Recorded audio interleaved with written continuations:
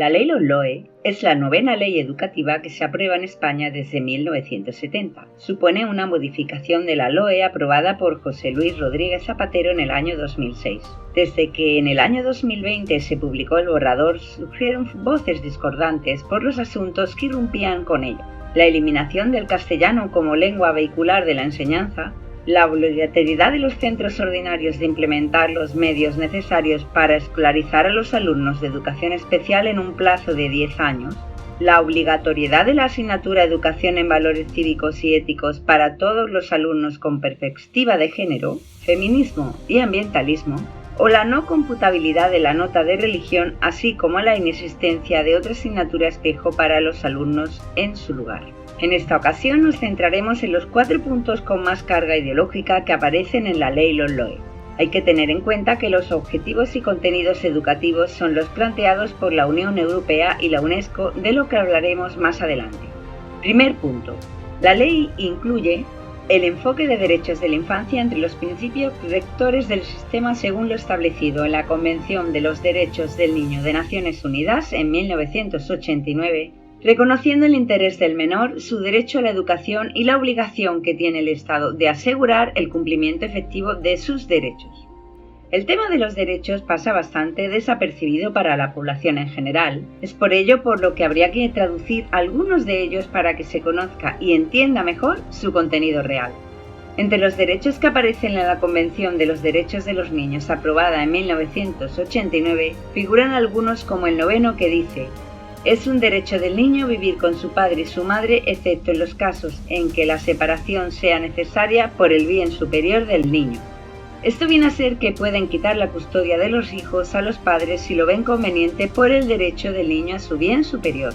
O encontramos también el derecho a que el niño tenga libertad de pensamiento, y dicho pensamiento será el que le han inducido a que tenga. El bien superior del menor puede ser simplemente que reciba una educación basada en la ideología de género, como veremos a continuación. El artículo 28 hace referencia al derecho a la educación del niño. Excusándose en esto, pretenden imponer una educación ideologizada pisoteando el derecho de los padres amparados en la Constitución Española, artículo 27.3, de educarlos según sus principios, valores y creencias religiosas. Hay padres que no están de acuerdo con algunos contenidos, como pudieran ser los conceptos que se enseñan de amor, sexualidad, matrimonio, familia o lo que es simplemente el ser humano. Pero amparándose en el derecho del niño a ser educado, dirán que el colegio es el responsable de hacer cumplir ese derecho y que el bien superior del menor, que se repite insistentemente en los documentos educativos y en los derechos del niño, es el que prevalece. Y aunque este documento de los derechos del niño no incluye expresamente el de la sexualidad, sí que está incluido en el de la educación, porque se han inventado unos derechos sexuales como el derecho a gozar de buena salud y bienestar. Estos derechos se pueden encontrar bajo distintas denominaciones, pero vienen a decir lo mismo. Libertad sexual, pues consideran que al niño se le debe respetar su decisión de mantener relaciones sexuales si son consentidas y se encuentra preparado. Esto ya lo afirmaba la ONU hace varios años, la necesidad de educar a los niños desde los 10 años en materia afectivo-sexual. Hay que tener en cuenta también que en otros países ya están quitando hijos a padres que no están de acuerdo con que su hijo inicie un proceso de hormonización porque en el colegio le han lavado el cerebro y dice sentirse de otro sexo distinto con el que ha nacido. También entre los derechos más controvertidos están el derecho a recibir educación en salud sexual y reproductiva, lo que viene a ser métodos anticonceptivos, aborto, información sobre las clínicas abortivas, el derecho a elegir su propio sexo sentido, que es la transexualidad infantil, o de mantener relaciones sexuales con quien se desee, es decir, el homosexualismo. Con el pretexto de que están aumentando los embarazos y las enfermedades de transmisión sexual, insisten en adelantar la edad de la educación sexual. Sin embargo, mediante esta educación se está hipersexualizando a los niños desde pequeños, los corrompen, los hacen esclavos sexuales, adictos a la pornografía, viciosos y, por supuesto, está provocando un drástico aumento de los abortos en chicas cada vez más jóvenes. Este primer aspecto de anteponer el supuesto interés del niño por encima incluso de los padres manifiesta lo que la ministra de Educación española, Celaá, hace un tiempo afirmó públicamente: no podemos pensar de ninguna manera que los hijos le pertenecen a los padres. En segundo lugar, la ley adopta un enfoque en la perspectiva de género a través de la coeducación y fomenta en todas las etapas el aprendizaje de la igualdad efectiva entre hombres y mujeres, la prevención de la violencia de género y el respeto a la diversidad afectivo-sexual, introduciendo en educación secundaria la orientación educativa y profesional del alumnado con perspectiva inclusiva y no sexista. El punto 2 del documento de la ley nos introduce en la ideología de género de lleno. Cuando hablamos del término género, hemos de tener claro a qué se refiere. Supone la autopercepción del sexo de cada cual según se sienta cada uno. Somos, según esta ideología, seres neutros que podemos elegir al antojo nuestro sexo. De esta manera, podemos tener relaciones sexuales con el sexo que queramos, pues no es relevante el sexo biológico, sino el bienestar y placer que otorgue la pareja. Podemos asumir un papel u otro, de hombre o mujer, independientemente del sexo biológico. Mediante esta perspectiva educativa en las aulas se enseña a los alumnos la búsqueda de la satisfacción del deseo como prioridad. Es por ello por lo que la transexualidad, las relaciones homosexuales o la satisfacción mediante la masturbación son ideas que se enseñan dentro de este contexto. La educación para la igualdad real entre hombres y mujeres, la prevención de la violencia de género y el respeto a la diversidad afectivo-sexual que se enseña, en realidad no incluye un trato igual entre ambos sexos, respeto entre ellos y una educación enfocada a que la convivencia entre hombres y mujeres sea exitosa y complementaria con respeto a la dignidad y derechos de ambos por igual. Al contrario, el enfoque va dirigido a menospreciar al hombre por ser el considerado promotor de actos violentos hacia la mujer y por ser el causante, según estas ideas, de que durante siglos la mujer haya estado relegada a un papel secundario en la sociedad, que se le haya encerrado en su casa para el cuidado de los hijos esclavizándola así. Por ello, el empoderamiento femenino supone enseñar a los alumnos el genio que la mujer puede llegar a ser sin el hombre sin tener hijos. El respeto a la diversidad afectivo-sexual, por otro lado, se centra en enseñar las diversas parejas que pueden existir considerando a los gays, lesbianas o solteros opciones igual de válidas que la relación hombre-mujer. De esta manera, los beneficios insustituibles que la relación de los dos sexos contrarios suponen para la sociedad en su conjunto y para las personas está totalmente infravalorándose, a la par que se provoca una enorme confusión mental en alumnos que en una edad que ya de por sí supone el tener dudas identitarias y afectivas que de otra manera no hubieran ocurrido con casi total seguridad. En tercer lugar, se emplea un enfoque transversal. Supone que esta educación se va a realizar abarcando todas las asignaturas que cada alumno en cada etapa educativa reciba. En cuarto lugar, reconoce la importancia de atender el desarrollo sostenible de acuerdo con lo establecido en la Agenda 2030. Así, la educación para el desarrollo sostenible y la ciudadanía mundial ha de incardinarse en los planes y programas educativos de la totalidad de la enseñanza obligatoria, incorporando los conocimientos, capacidades, valores y actitudes que necesitan todas las personas para vivir una vida fructífera, adoptar decisiones fundamentadas y asumir un papel activo, tanto en el ámbito local como mundial, a la hora de afrontar los problemas comunes de todos los ciudadanos del mundo. La educación para el desarrollo sostenible y para la ciudadanía mundial incluye la educación para la paz y los derechos humanos, la educación intercultural, y la educación para la transición ecológica y la comprensión internacional. Sería interesante analizar qué hay detrás de los términos desarrollo sostenible y ciudadanía mundial para comprender mejor este punto.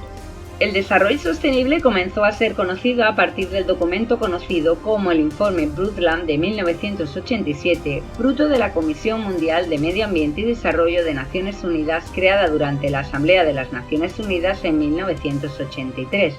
Su definición se asumió en el principio tercero de la Declaración del Río en 1992, aprobada en la Conferencia de las Naciones Unidas sobre el Medio Ambiente y el Desarrollo.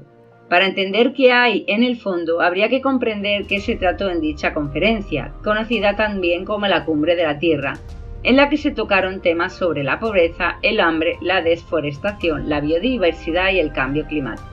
El punto 5 del informe de la Cumbre del Río de Janeiro, titulado Dinámica demográfica y sostenibilidad, es uno de los que tratan el tema de la falta de recursos para tantas personas. La combinación del crecimiento de la población mundial y la producción con modalidades de consumo no sostenibles causa tensiones cada vez más graves sobre la capacidad de la Tierra para sustentar la vida. Esta es la raíz del asunto que tratan de solventar, el aumento de la población. Por ello, todas las políticas, programas y agendas van dirigidas a reducir el tamaño de la población, De ahí surgen los derechos de salud sexual y reproductivos de las mujeres, de esta manera fomentan el aborto, por ejemplo.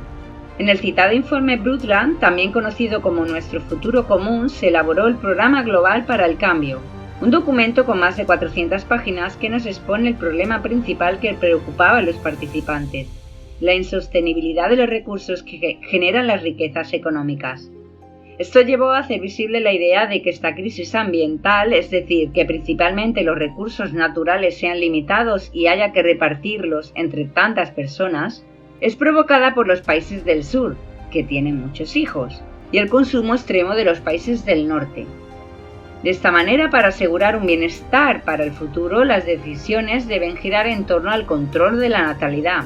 Esto es lo que principalmente debemos de entender cuando escuchamos el término desarrollo o vida sostenible. Para que se desarrolle la economía deben de haber menos personas consumiendo. Esto impulsó el invento del problema irreal del calentamiento global y el cambio climático para introducir un cambio de pensamiento en la sociedad. A la UNESCO se le confió la coordinación de la Agenda de Educación Mundial 2030 sobre el Desarrollo Sostenible 4. Entre otras cosas, sus objetivos van en la línea de una educación para el desarrollo sostenible y la adopción de estilo de vida sostenibles, los derechos humanos, la igualdad entre los géneros.